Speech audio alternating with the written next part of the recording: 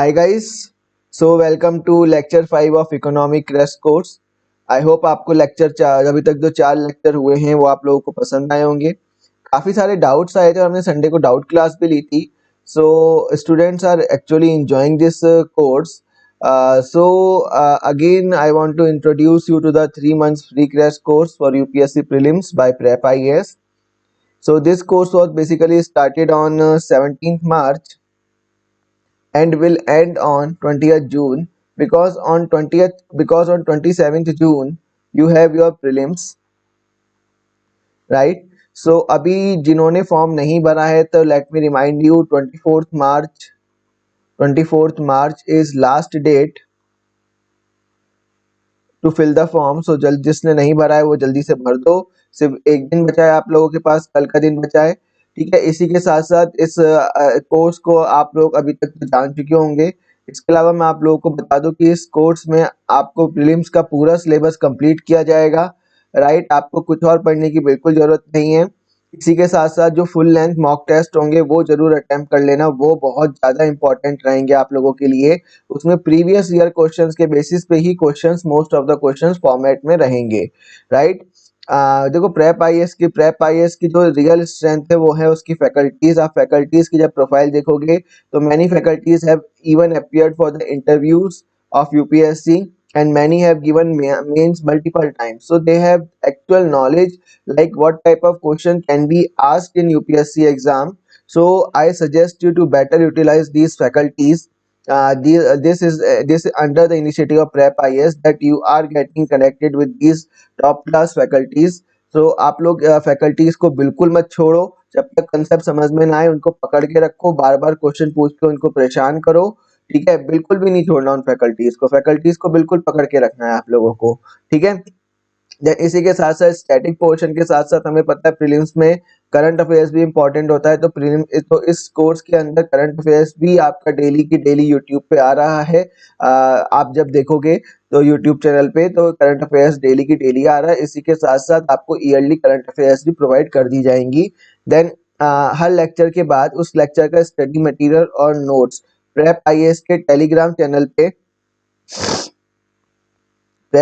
Telegram channel पे upload कर दिया जाता है, राइट।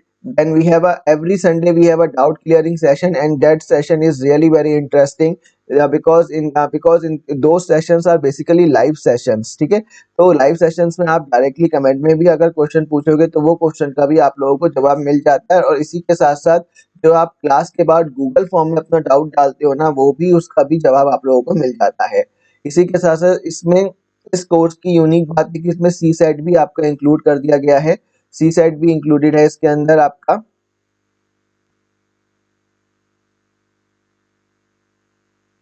राइट। सी सेट भी इसके अंदर इंक्लूडेड है।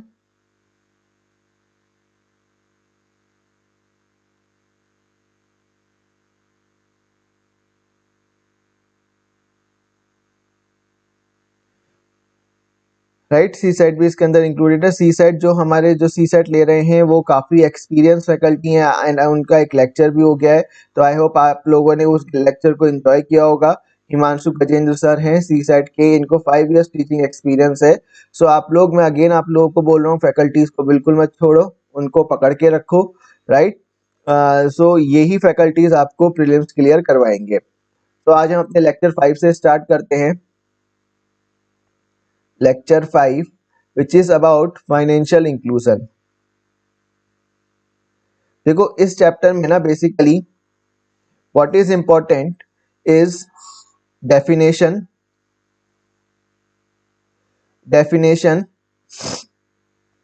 importance of financial inclusion, then parameters of financial inclusion, and then the most important is schemes, right. Schemes को हम 2 पार्ट में डिवाइड कर लेंगे। सबसे पहले is pre reform era and next is your post reform era, right. First is pre-reform era and next is a post-reform era. So in definition we will understand what do you understand by financial inclusion, then we will understand importance of financial inclusion. Then next is your parameters of financial inclusion, and the next is your schemes which are being launched by the government of India for the purpose of financial inclusion. So today, so let's start with the definition. Right, definition part बहुत important है। और अगर आप लोग सोच रहे हो कि फाइनेंशियल इंक्लूजन मेंस का टॉपिक है, सो डेफिनेटली ये मेंस का टॉपिक है, बट लास्ट 2 इयर्स में फाइनेंशियल इंक्लूजन से प्रीलिम्स में क्वेश्चन आ रहे हैं। जैसे कि आपको याद होगा 2018 में जो क्वेश्चन पूछा गया था वो पूछा गया था लीड बैंक स्कीम के ऊपर, राइट, लीड बैंक स्कीम के ऊपर, जिसके बेसिस था service area approach, right, service area approach question पूछा गया था कि सर्विस एरिया अप्रोच कौन सी स्कीम के साथ रिलेटेड है। इसमें ऑप्शन था जिसका सही आंसर था लीड बैंक स्कीम, राइट। तो ऐसे टाइप के क्वेश्चन आपके फाइनेंशियल इंक्लूजन से पूछे गए हैं, राइट। सो अभी सबसे पहले जब हम डेफिनेशन की बात करेंगे तो हम देखेंगे, राइट, कि फाइनेंशियल इंक्लूजन होता क्या है। अगेन मैं आपको जब भी डेफिनेशन बताता हूँ, आपको पता है मैं कभी भी इंग्लिश सेंटेंस नहीं लिखता, मैं आपको एक्चुअल कीवर्ड्स बताता हूँ और उन कीवर्ड्स को ज्वाइन करके हम डेफिनेशन फॉर्म करते हैं।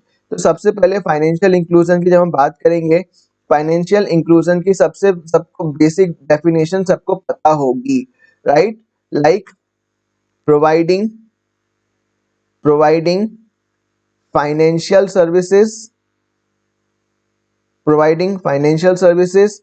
Second, to all sections of society,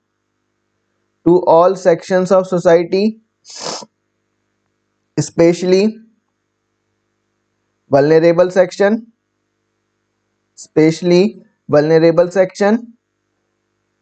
Then next point is your institutional sources, right, institutional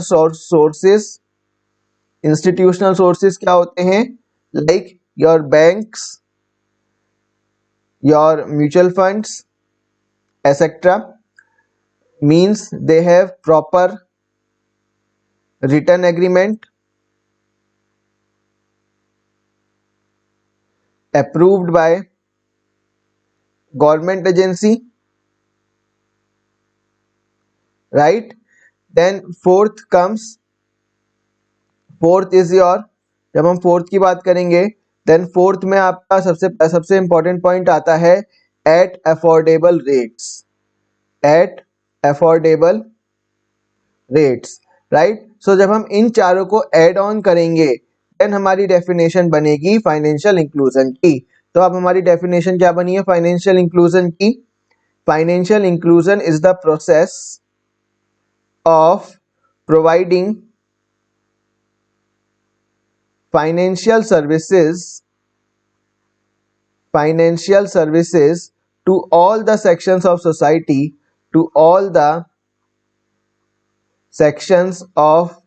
society, especially vulnerable section through institutional sources at affordable rates, right. So what do you understand by financial inclusion? Financial inclusion is the process of providing the financial services to all the sections of society, including especially vulnerable section, through institutional sources at affordable rates, right. So this becomes extremely important. ये 4 point आपको definition के अंदर include करने ही करने हैं। Then on what parameters to measure financial inclusion, right. ये वाला topic थोड़ा सा इंपॉर्टेंट रहेगा। यहाँ तक कुछ डाउट है इस डेफिनेशन में तो आप लोग फटाफट से पूछ लो, कोई डाउट नहीं है तो हम फिर पैरामीटर्स पे बात करते हैं, ठीक है।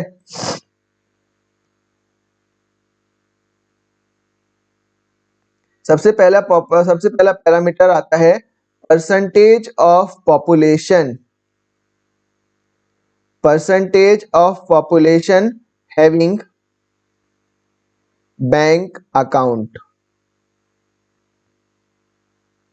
कितनी परसेंटेज ऑफ पॉपुलेशन का बैंक अकाउंट है, राइट। सो अप्रोक्सीमेटली 60% जनता का हमारा बैंक अकाउंट है।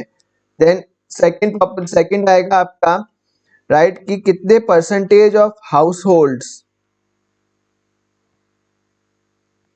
कितने percentage of households have bank account, right. इसमें लगभग लगभग 80% के आसपास आपका डेटा आएगा। देन थर्ड इज आपका percentage population served by, population served by bank branch और ATM, right. This important, this point is again very important, मतलब population served by bank branch और ATM, right. Then fourth point will be your credit to GDP ratio, credit to GDP ratio, this point is again very important। इसका मतलब क्या होगा आपका कि credit percentage of credit with respect to GDP, right, with respect to GDP। क्या बोला हमने, credit to GDP ratio. यदि ये लेस देन 1 है, इसका मुझे बताओ, दो पार्ट बनेंगे। First is less than 1, greater than 1। यदि ये लेस देन 1 है तो फाइनेंशियल इंक्लूजन ज्यादा होगा या कम होगा, राइट। देन यहाँ पे बताओ फाइनेंशियल इंक्लूजन मोर और लेस। सब लोग कमेंट करके बताना कि यदि ये लेस देन 1 है तो फाइनेंशियल इंक्लूजन मोर होगा या कम होगा, और अगर ये ग्रेटर देन 1 है तो financial inclusion, this is financial inclusion, ज्यादा होगा या कम होगा, राइट। ये आप लोग मुझे वीडियो में ही कमेंट करके बताओ, ठीक है। ऐसे क्वेश्चन ही आपके वहां पे यूपी प्रीलिम्स के दौरान पूछे जाएंगे, ठीक है। देन आपका फोर्थ क्लॉज एक और है, राइट। स्मॉल बिजनेसेस, बेसिकली जो आपके स्पेशली जब मैं बोलूं आपको, लगभग MSMEs जो होते हैं ना, इनको क्रेडिट एक्सेस कितना है, क्रेडिट एक्सेस कितना है फॉर्मल मैनर में, राइट, फॉर्मल मैनर में, right. This point was added by Nachiket Mor committee, Nachiket Mor committee, ठीक है। मैं इसलिए साथ के साथ आपका अपडेशन भी देता जा रहा हूं। आप लोग बिल्कुल याद रखना, small businesses, it is MSMEs, credit access in a formal manner, Nachiket Mor committee, right. So these 4 points, जो हमने फर्स्ट पॉइंट बात करी, जो हमने सेकंड पॉइंट में बात करी, जो हमने थर्ड पॉइंट में बात करी, देन जो हमने फोर्थ पॉइंट में बात करी, इन सब से हम मेजर करते हैं financial inclusion, right. We measure financial inclusion, this point becomes very important. कभी भी प्रीलिम्स में पूछा जाए या फिर मेंस में पूछा जाए तो याद रखना, ये 4 पॉइंट है जिनके बेसिस पे हम फाइनेंशियल इंक्लूजन को कैलकुलेट करते हैं, ठीक है। यहाँ तक कोई डाउट हो तो आप लोग कमेंट कर देना, क्योंकि आगे जो हम टॉपिक पढ़ने जा रहे हैं वो हम बेसिकली स्कीम्स पे फोकस करेंगे, राइट।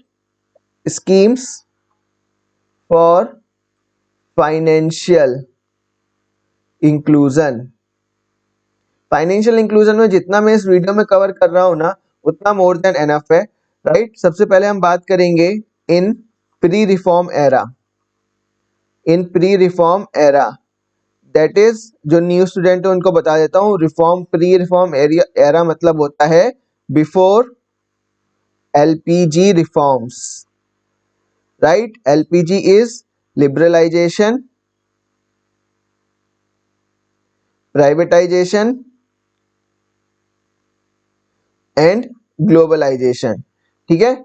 जो हमारा मनमोहन सिंह के टाइम पे 1992 में जो हमारे रिफॉर्म्स आए थे, उससे पहले की हम उस पहले एरिया, उससे पहले के समय में कौन कौन सी स्कीम गवर्नमेंट के द्वारा लॉन्च की गई थी वो इम्पोर्टेंट है। देखो सबसे पहले आता है nationalisation of banks and financial institutions. Nationalisation of banks and financial inclusion, right. This point को अभी आप छोड़ दो, इसको हम बैंकिंग चैप्टर में कवर करेंगे, इसको हम बैंकिंग के अंदर कवर करेंगे। ठीक है, आप लोगों को बेसिक आइडिया होगा। सबसे पहले 1969 में हमारा नेशनलाइजेशन हुआ था, राइट। 1969 में हमारा नेशनलाइजेशन हुआ था, इसमें लगभग 14 बैंक्स नेशनलाइज किए गए थे, 14 बैंक्स हमारे नेशनलाइज किए गए थे, राइट। देन उसके बाद हमारा जो सी रंगाराजन कमेटी थी आपकी, रंगाराजन कमेटी, उनकी रिकमेंडेशंस में नेशनलाइजेशन हुआ था, राइट। सो ये दोनों पॉइंट हम डिटेल में पढ़ेंगे बैंकिंग चैप्टर में। ठीक है, तो यहाँ पे मैंने आपको बस ब्रीफ इंट्रोडक्शन दे दिया है कि 1969 में सबसे पहले नेशनलाइजेशन हुआ था, 14 बैंक्स का नेशनलाइज किया गया था इंदिरा गांधी के टाइम पे, राइट। देन सेकंड आता है आपका लीड बैंक स्कीम। ये क्वेश्चन पूछा गया था, लीड बैंक स्कीम। जो लीड बैंक स्कीम है ना, सबसे पहले याद रखना ये सर्विस एरिया अप्रोच पे काम करती है, service area approach. This point is again very important, right, service area approach. So 2018 question पूछा गया था कि which of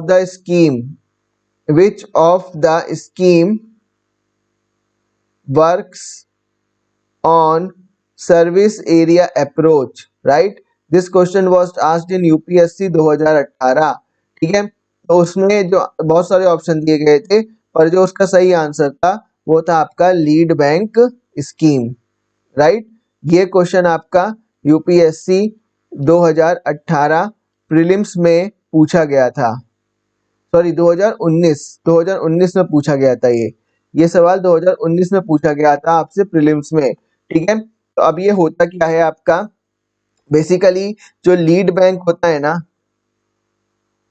right, lead bank का काम होता है, जो उसने इसका काम होता है, जैसे सपोज ये एरिया है, ठीक है, तो इस पूरे एरिया में आपका एसबीआई की ब्रांच है, राइट, एसबीआई की ब्रांच है, तो इस एरिया की जो रिपोर्टिंग होगी वो होगी नाबार्ड को, राइट, नाबार्ड को रिपोर्टिंग हो रही है।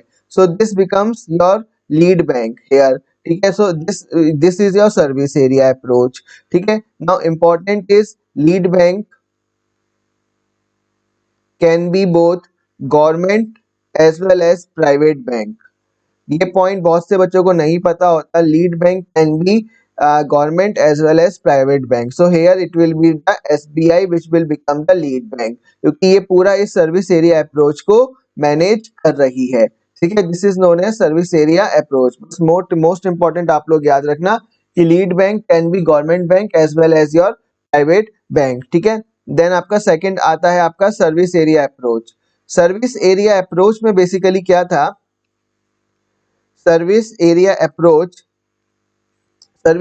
अप्रोच ये 1988 में बेसिकली अलग से एक स्कीम निकाली गई थी। इसमें क्या था सर्विस एरिया अप्रोच में कि ये लीड बैंक जैसा ही है, it is part of lead bank. मैंने जैसा आपको बताया, it is part of lead bank scheme, but to bring more financial inclusion this area service area approach scheme was launched। इस स्कीम में क्या होता है आपका कि जो ये पूरा एरिया है, सपोज ये डिस्ट्रिक्ट है, इसके अंदर 10 से 15 गांव, लगभग 10 से 15 गांव आपके एक बैंक अडॉप्ट कर लेता है। ठीक है, ये आपके लगभग 10 to 15 villages are adopted by a bank. तो अब इस बैंक का रोल क्या रहेगा, इस बैंक का रोल रहेगा फाइनेंशियल सर्विसेज प्रोवाइड करना, so this becomes very important. This is known as your service area approach. 1988 में लॉन्च हुआ था ये स्कीम और this is part of lead bank scheme. इस स्कीम में 10 से 15 विलेजेस को कोई सा एक बैंक अडॉप्ट कर लेता है और उस बैंक का काम यहाँ पे होता है फाइनेंशियल सर्विसेज प्रोवाइड करना। मतलब अब बैंक का काम होगा इन सभी गांव के अंदर अपनी अपनी ब्रांचेस को यहाँ पे खोलना। ठीक है, so this becomes your important point. यहाँ तक कोई डाउट हो तो आप लोग फटाफट से पूछो, 1 मिनट का टाइम मैं दे रहा हूँ, समझ लो इस पॉइंट को। ठीक है, मैं 1 मिनट का टाइम आप लोगों को दे रहा हूँ।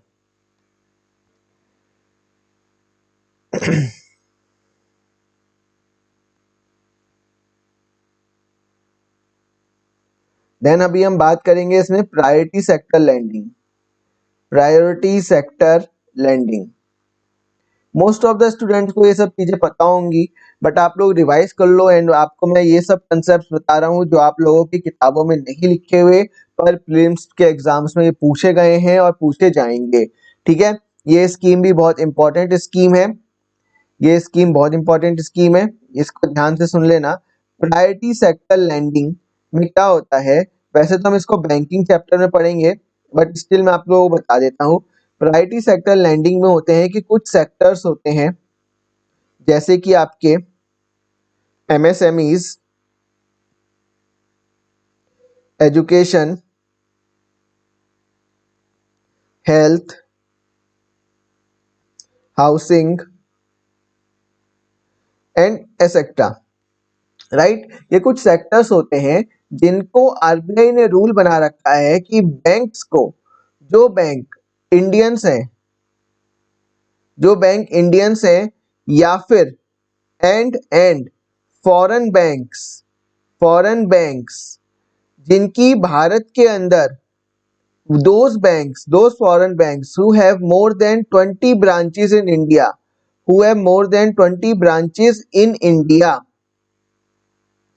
they have to provide at least 40% of their credit, यानी 40% of their loan to these sectors. Right, so this is priority sector lending. दोबारा से रिपीट कर रहा हूँ, प्रायोरिटी सेक्टर लैंडिंग में कुछ स्पेसिफिक सेक्टर्स हैं जैसे MSMEs, education, health, housing etcetera. इन सब सेक्टर्स में आपके इंडियंस एंड फॉरेन बैंक्स आएंगे। इंडियन बैंक्स तो सभी इंडियन बैंक्स को, और फॉरेन बैंक्स वो बैंक जिनके 20 से ज्यादा ब्रांचेस भारत में उपलब्ध हैं, उन सभी ब्रांचेस को लगभग अपने टोटल क्रेडिट का 40% क्रेडिट इन सब सेक्टर्स में देना होगा एज अ लोन। राइट, ठीक है। अब जो इसमें है, अब एक तो एक कंडीशन हो गई वो फॉरेन बैंक जिनके 20 से ज्यादा ब्रांचेस हैं। अब एक कंडीशन रहेगी वो फॉरेन बैंक्स जिनकी लेस देन 20 ब्रांचेस हैं इंडिया में, जिनकी लेस देन 20 ब्रांचेस हैं, उनको 32% of their total credit, 32% of their total credit उनको बेसिकली इन सेक्टर्स में यानी प्रायोरिटी सेक्टर्स में देना होगा। राइट, इनको प्रायोरिटी सेक्टर्स में देना होगा। This sectors become again very important. ठीक है, this is the concept of priority sector lending. दोबारा से रिपीट कर रहा हूँ, प्रायोरिटी सेक्टर लैंडिंग में कुछ सेक्टर्स होते हैं जिनको इंडियन बैंक और फॉरेन बैंक जिनकी 20 से ज्यादा ब्रांचेस होती हैं भारत के अंदर, उनको अपने टोटल क्रेडिट का 40% क्रेडिट इन सेक्टर्स को देना होता है।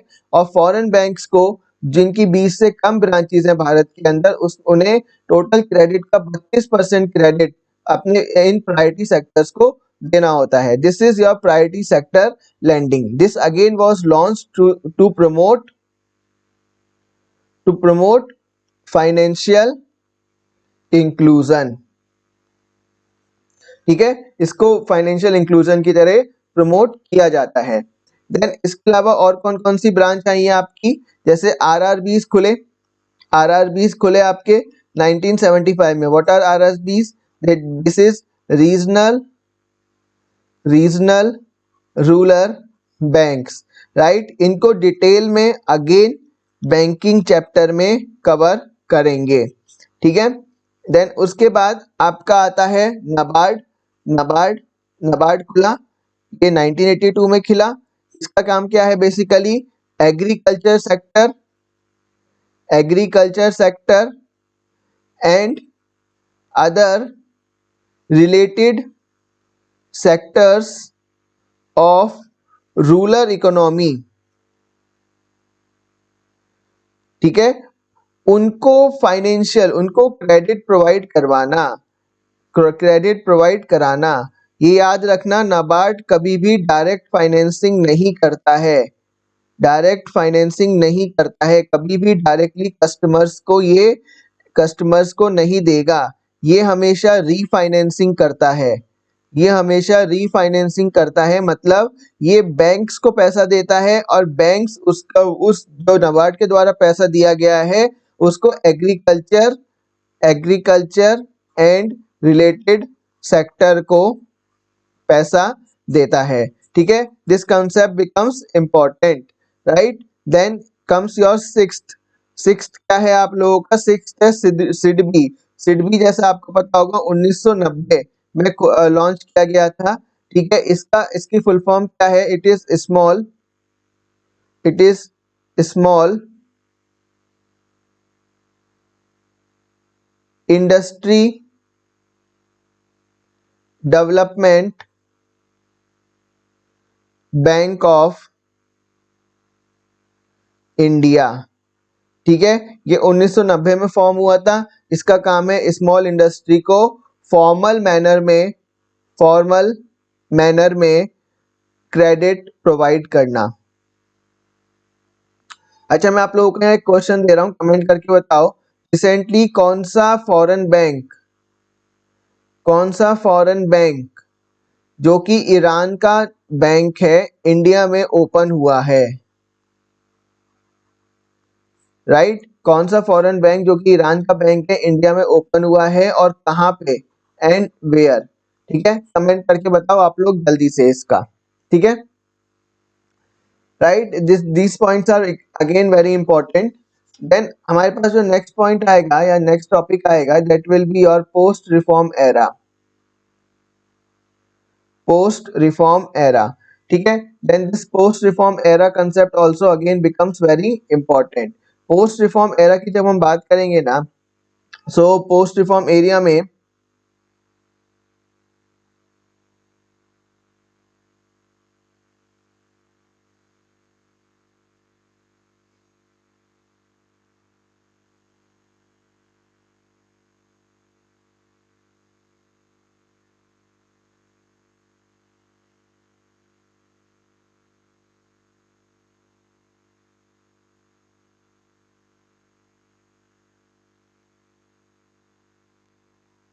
Right, so next topic is our post reform era.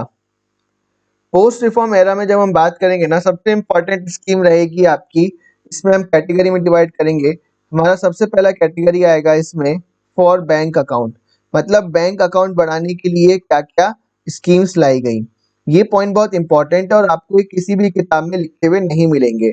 सबसे पहला इसमें खुला no frills account, no frills account, no frills account, ये खुला आपका 2005 में, राइट। बेसिकली नो फ्रिल्स अकाउंट क्या होता है, अभी हम इसको समझेंगे। इसमें क्या आता है आपका? लिबरल डॉक्यूमेंटेशन, मतलब जो भी अकाउंट खोलने के लिए डॉक्यूमेंटेशन माना जाएगा वो बहुत सिंपल होगा। मतलब सिंपल, आप अपनी एक आईडी दो और आपका बैंक अकाउंट ओपन हो जाएगा, ठीक है। आपका बैंक अकाउंट ओपन हो जाएगा, आप अपनी आईडी दो, आपको आईटीआर वगैरह की नीड नहीं है, आईटीआर वगैरह की नीड नहीं है, या फिर अपने जमीन के कागजात दिखाने की जरूरत नहीं है। आप सिंपल अपनी एक आईडी दो और आपका बैंक अकाउंट ओपन हो जाएगा। इसी के साथ साथ आपको मिनिमम बैलेंस बनाने की कुछ भी जरूरत नहीं है, ठीक है। आप जीरो बैलेंस भी इसमें आप मेंटेन रख सकते हो, राइट। जीरो बैलेंस भी आप इसके अंदर मेंटेन रख सकते हो। ऐसा नहीं है जैसे आज के हमारे पे जैसे सैलरी अकाउंट्स होते हैं, आज के टाइम पे सैलरी अकाउंट्स जो होते हैं उसमें आपको एक मिनिमम बैलेंस बना के रखना होता है, ठीक है। आपको एक मिनिमम बैलेंस बना के रखना होता है, बट इनमें फ्रिल्स अकाउंट में ऐसा नहीं होता है। आप मिनिमम बैलेंस की जरूरत नहीं है, आप जीरो बैलेंस पे भी ये सब काम कर सकते हो, ठीक है। This important because this concept becomes very important. अच्छा, मैं इसमें एक और सेंटेंस आप लोगों को ऐड कर रहा हूँ। नो फ्रिल्स अकाउंट को बेसिकली वैल्यू एडिड अकाउंट्स भी बोलते हैं। ये वैल्यू एडिशन क्या होता है? ये हमने लेक्चर 2 में बात करी थी जब हमने नेशनल इनकम अकाउंटिंग बात करी थी ना, ठीक है। जब हमने नेशनल इनकम अकाउंटिंग बात करी थी तो थोड़ा सा आप लोग दिमाग लगाओ और इसमें ये बताओ नो फ्रिल्स अकाउंट को वैल्यू एडेड अकाउंट्स क्यों बोला जाएगा। नो फ्रिल्स अकाउंट का मैंने मतलब बता दिया कि लिबरल डॉक्यूमेंटेशन होंगे, ज्यादा कुछ दिखाने की जरूरत नहीं है, बस एक सिंपल अपनी आईडी दिखाओ और बैंक अकाउंट ओपन हो जाएगा। आपको कोई घर के कागजात नहीं दिखाने, आपको कोई बिजली का बिल नहीं दिखाना, आपको कोई अपनी प्रॉपर्टी की ऑनरशिप प्रूव नहीं करनी है, सिंपल एक आईडी दो और आपका बैंक अकाउंट खुल जाएगा।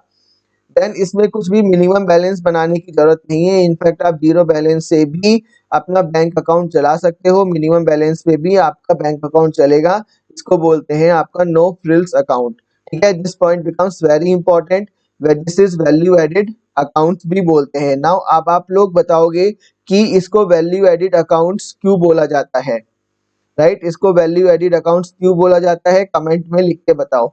वैल्यू एडिशन का मतलब मैंने आपको लेक्चर 2 में समझा दिया था, अगर आपने नहीं देखा तो एक बार लेक्चर 2 देख लो, उसमें वैल्यू एडिशन का कंसेप्ट मिल जाएगा।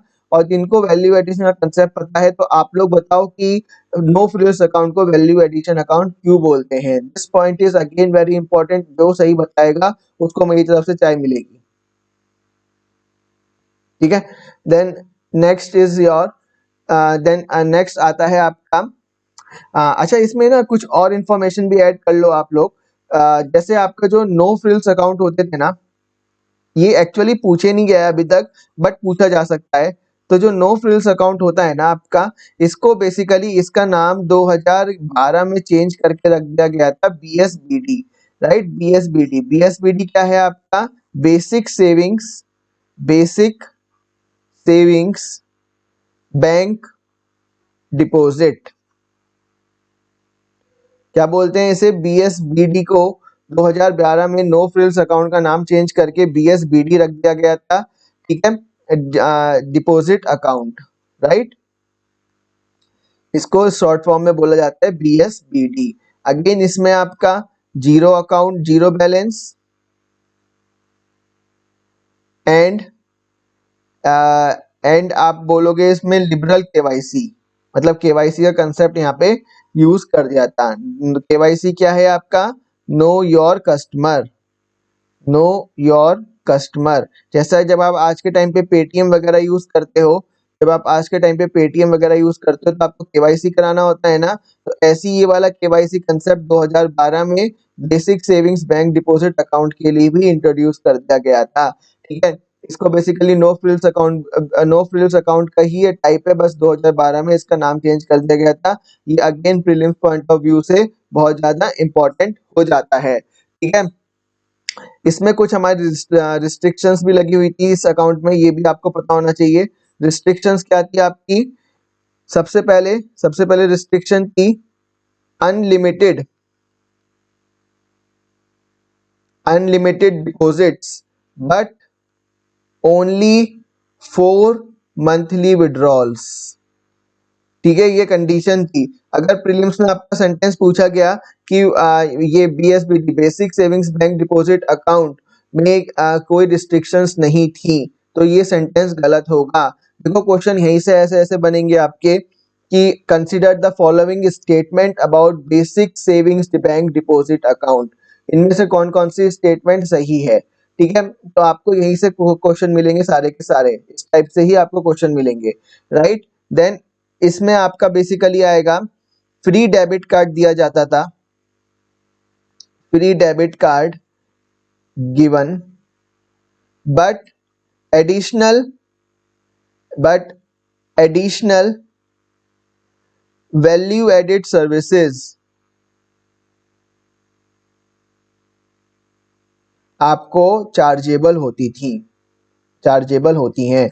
मतलब अगर आपको यहाँ से इस अकाउंट के लिए क्रेडिट कार्ड चाहिए या फिर इस अकाउंट पे कोई शॉपिंग कार्ड बनवा रहे हो, ठीक है, या फिर कोई ट्रैवलिंग कार्ड बनवा रहे हो, ठीक है, तो उसके लिए आपको चार्ज करना पड़ेगा, उसके लिए आपको पेमेंट देना पड़ेगा, ठीक है। This point is again very important, ठीक है। नाउ कंडीशन है कि एक और इसके अंदर कंडीशन है, ये कंडीशन भी आपकी बहुत इंपॉर्टेंट है। यदि आप केवाईसी नहीं करा पाते हो, यदि आप केवाईसी यदि आप केवाईसी नहीं करा पाते हो देन उस केस में आपके पास एक BSBD स्मॉल अकाउंट रहेगा, स्मॉल अकाउंट रहेगा, ठीक है, उसको बोलते हैं BSBD स्मॉल अकाउंट।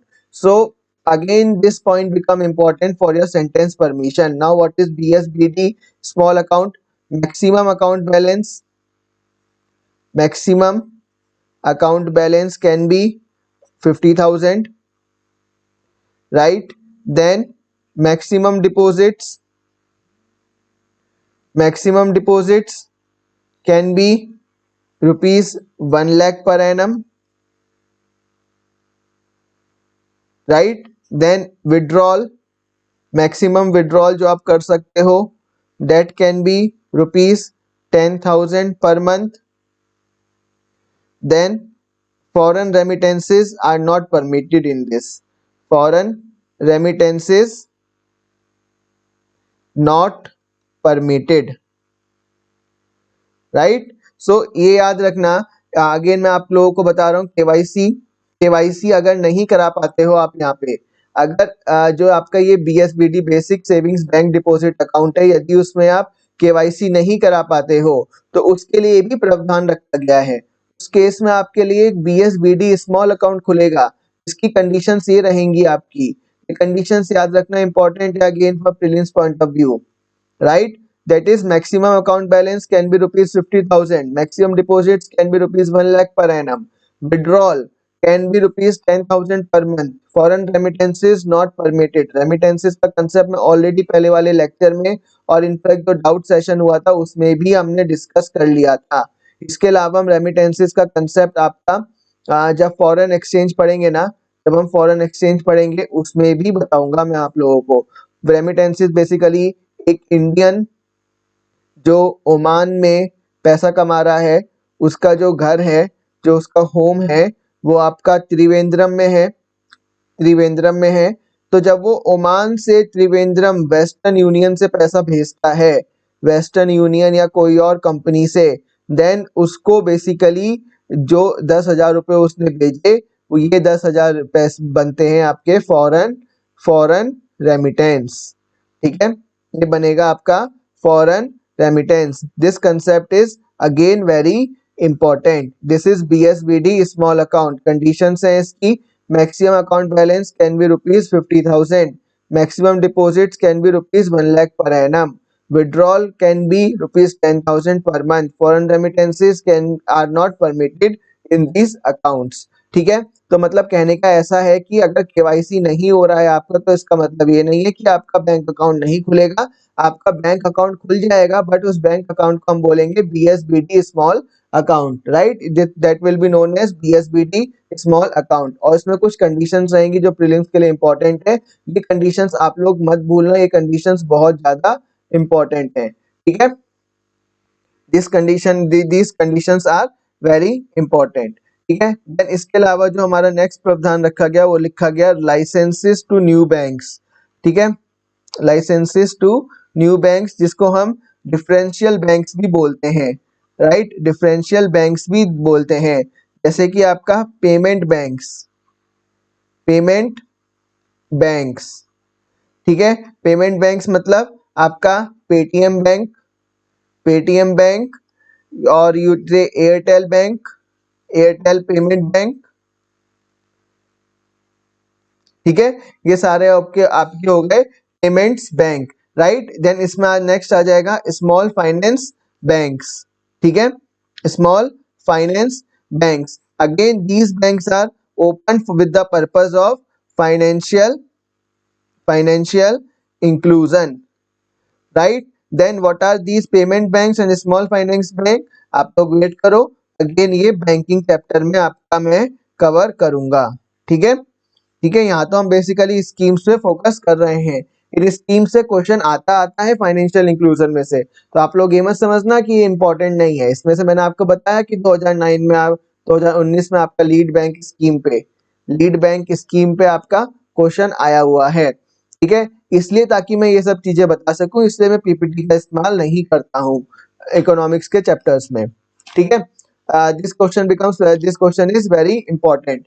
देन उसके बाद एक और स्कीम आई थी आपकी जिसको हम बोलते हैं स्वाभिमान, स्वाभिमान स्कीम, ठीक है। This scheme again very important.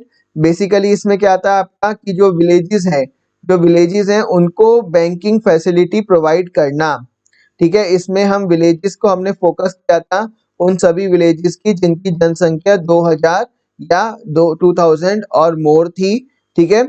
उनमें हमें बैंकिंग फैसिलिटीज बेसिकली प्रोवाइड करनी थी। That is known as your Swabhimaan scheme, ठीक है। That is known as your Swabhimaan scheme, right. सो इसको आज के लेक्चर को हम यहीं रोकते हैं क्योंकि ज्यादा बड़ा नहीं करना है हमें। जो हमारा नेक्स्ट लेक्चर आएगा ना, जो हमारा नेक्स्ट लेक्चर आएगा देन वो हमारा फाइनेंशियल इंक्लूजन प्लस आपका बजटिंग के ऊपर होगा, बजटिंग के ऊपर होगा। ये थोड़ा सा लंबा चैप्टर जाएगा। यदि आप लोग बोलते हो यदि आपको लगता है कि ज्यादा छोटा लेक्चर बन रहा है तो मैं छोटा लेक्चर कुछ टॉपिक्स में जानबूझ के रखता हूँ ताकि आप लोग इन चैप्टर्स के नोट्स बना पाओ साथ के साथ, ठीक है। और आप लोग अपडेट रहो ताकि कोई बाद में ये ना बोले कि आपकी स्पीड तेज थी या स्पीड कम थी। सो आज हमने क्या क्या डिस्कस किया वो मैं आप लोगों को दोबारा से बता देता हूँ।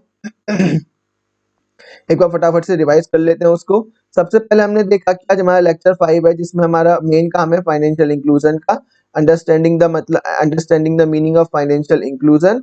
सो हमने फाइनेंशियल इंक्लूजन की स्कीम्स में देखा कि जो डेफिनेशन है उसमें 4 मेन पैरामीटर्स होने चाहिए, like providing the financial services to all sections of society, especially to the vulnerable section. Then institutional sources की हमने बात करी। What are institutional sources? मतलब these are the sources which are formally recognized. These are the sources which are formally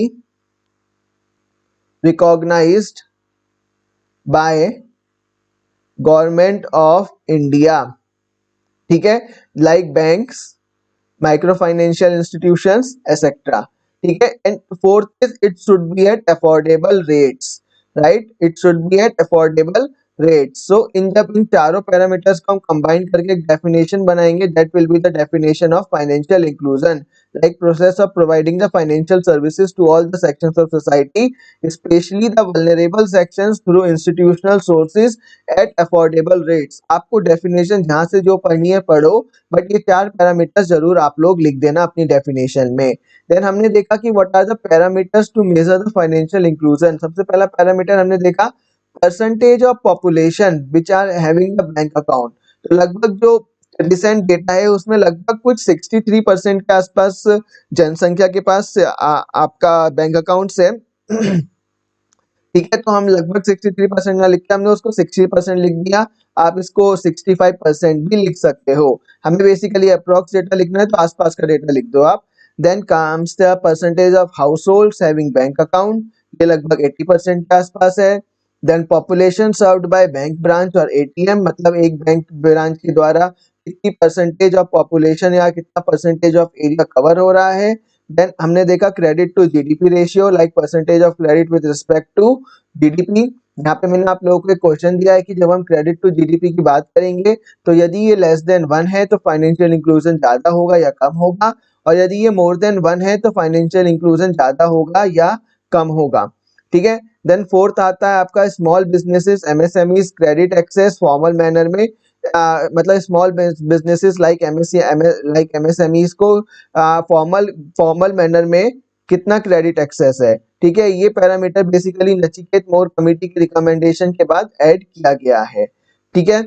so in 4 parameters को जब हम major use करते हैं तब फाइनेंशियल इंक्लूजन को मेजर किया जाता है, और ये again prelims point of view से बहुत ज्यादा इंपॉर्टेंट है। आप लोग ये कमेंट करके जरूर बताना मेरे को, ठीक है, राइट। देन हमने स्कीम्स देखी, स्कीम्स फॉर फाइनेंशियल इंक्लूजन भी। इसमें सबसे पहले हमने बात करी प्री रिफॉर्म एरा में, यानी एलपीजी रिफॉर्म से पहले। एलपीजी रिफॉर्म्स मतलब लिबरलाइजेशन, प्राइवेटाइजेशन, ग्लोबलाइजेशन। इसमें फिर हमने देखा सबसे पहली स्कीम नेशनलाइजेशन ऑफ बैंक्स। मैंने आपको डिटेल में बताया नहीं, अभी डिटेल में हम बैंकिंग चैप्टर में कवर करेंगे। इसमें मैंने आपको ये चीज बताई है कि 1969 में सबसे पहले नेशनलाइजेशन ऑफ 14 बैंक्स हुआ था इंदिरा गांधी के टाइम पे। देन मैंने आपको लीड बैंक स्कीम बताई है। This scheme has already been asked in UPSC 2019 prelims and is very important. Then comes your service area approach, ठीक है, ये क्वेश्चन पूछा गया था, which of the scheme works on service area approach. So it was answer is lead bank scheme, क्योंकि हमने जो next एक टॉपिक देखा था that is service area approach 1988 में, it is part of lead bank scheme.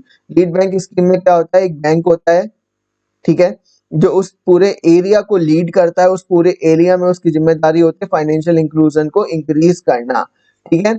सो ये lead bank can be a government bank और can be a private bank, मतलब प्राइवेट बैंक भी लीड बैंक हो सकता है, ऐसा नहीं है कि सिर्फ गवर्नमेंट बैंक ही आपका लीड बैंक होगा, ठीक है। सर्विस एरिया अप्रोच में हमने देखा था जो पूरा लीड बैंक स्कीम है उसको थोड़ा सा और तोड़ दिया गया, उसमें हमने पूरे एरिया को 10 से 15 विलेजेस में ब्रेक कर दिया, और वो पूरे 10 से 15 विलेजेस किसी एक पर्टिकुलर बैंक के द्वारा अडॉप्ट किए जाते हैं, और उस बैंक की जिम्मेदारी होती है इन सब एरियाज में फाइनेंशियल इंक्लूजन को बढ़ावा दिया जाए। फिर मैंने आपको प्रायोरिटी सेक्टर लैंडिंग बताया। प्रायोरिटी सेक्टर लैंडिंग स्कीम के तहत क्या होता है, वो सभी बैंक जो इंडियंस हैं या जो फॉरेन बैंक्स हैं और जिनकी 20 से ज्यादा ब्रांचेस भारत में खुली हुई हैं, उनको कुछ सेक्टर्स हैं जो जिनको प्रायोरिटी लैंडिंग में रखा गया है, जैसे एमएसएमई, एजुकेशन, हेल्थ, हाउसिंग, इन सबको 40% क्रेडिट इन सेक्टर्स में देना है। और वो सभी फॉरेन बैंक्स जिनकी ब्रांचेस 20 से कम है, उनको 32% of their total credit priority sectors में देना है, ठीक है। अब मैंने आपको यहाँ से क्वेश्चन पूछा था कि कौन सा फॉरेन बैंक जो कि ईरान का है इंडिया में ओपन हुआ है और कहाँ ओपन हुआ है, ठीक है। Then comes your regional rural bank scheme, then NABARD scheme, then your SIDBI scheme, ठीक है। देन पोस्ट रिफॉर्म एरिया में मैंने आपको बताया for bank account no frills account 2005 में लॉन्च हुआ था ये। इसमें डॉक्यूमेंटेशन काफी लिबरल है, आईटीआर वगैरह की जरूरत नहीं है, सिंपल आईडी दिखाओ बैंक अकाउंट ओपन हो जाएगा। कुछ मिनिमम बैलेंस बनाने की जरूरत नहीं है, जीरो बैलेंस पे भी आप ये अकाउंट मैनेज कर सकते हो, ठीक है। अब मैंने आप लोगों को क्वेश्चन दिया था कि why these no frills accounts are known as value added accounts, आप लोग कमेंट करके मेरे को बताओगे, क्योंकि वैल्यू एडिशन का मतलब मैं आप लोगों को बता चुका हूँ। देन उसके बाद मैंने आपको बताया था कि नो फ्रिल्स अकाउंट का नाम चेंज करके 2012 में बीएसबीडी अकाउंट कर दिया गया, जिसको हम बोलते हैं बेसिक सेविंग्स बैंक का डिपॉजिट अकाउंट, ठीक है। Like in this account you can maintain a zero balance, also in addition you can have your liberal KYC. In case you are not able to complete your KYC, then there is another option which is known as BSBD small account. In case if you are not able to complete your KYC, then you can go for BSBD small account, which has the separate conditions like maximum account balance can be 50,000, maximum deposits can be 1 lakh per annum, withdrawal can be maximum rupees 10,000 per month, foreign remittances are not permitted in this BSBD small accounts, right? Then I told you about the restrictions of basic BSBD account, that is basic savings bank account. First is unlimited deposit, you can deposit any account, but BSBD में you can only deposit around 50,000, right, in unlimited deposits, but only for monthly withdrawals. Then you will get a free debit card, plus additional value added services will also be provided, but those services will be the chargeable, right? Then comes your credit card, shopping, traveling card, ये सब आपकी value added services हो गए जो हम account पे charge करते हैं, ठीक है। देन उसके बाद मैंने आप लोगों को बताया कि लाइसेंसेस टू न्यू बैंक्स दिए गए, डिफरेंशियल बैंक्स जैसे कि Paytm bank, small finance banks, Paytm bank और एयरटेल बैंक हो गया आपका, ये सब भी फाइनेंशियल इंक्लूजन को प्रमोट करने के लिए लॉन्च करे गए थे, ठीक है। इनका डिटेल और इनका डिफरेंस हम बेसिकली देखेंगे, बैंकिंग चैप्टर में कवर करेंगे इनको, ठीक है। दिस इज वेरी इंपॉर्टेंट, इनको मिस नहीं करना है क्योंकि ऑलरेडी क्वेश्चन पूछे जा रहे हैं। देन मैंने आपको स्वाभिमान स्कीम बताया, इसमें क्या होता था विलेजेस जो 2000 या उससे ज्यादा होते थे उनमें बैंकिंग फैसिलिटीज प्रोवाइड करना टारगेट होता था, ठीक है। तो आज हम यहाँ तक रखते हैं। इंग्लिश वालों इसके जो नोट्स हैं वो अपडेट हो जाएंगे। फाइनेंशियल इंक्लूजन में कोई ज्यादा नहीं बताया, एक दो स्कीम्स और बची हैं। इसके अलावा आप लोगों को मैं एक काम दे रहा हूँ, आप लोगों को कुछ वर्क दे रहा हूँ, आप लोग इस वर्क को करके आना, कमेंट्स में लिख देना इनको। पहला क्वेश्चन मेरा रहेगा वाई फाइनेंशियल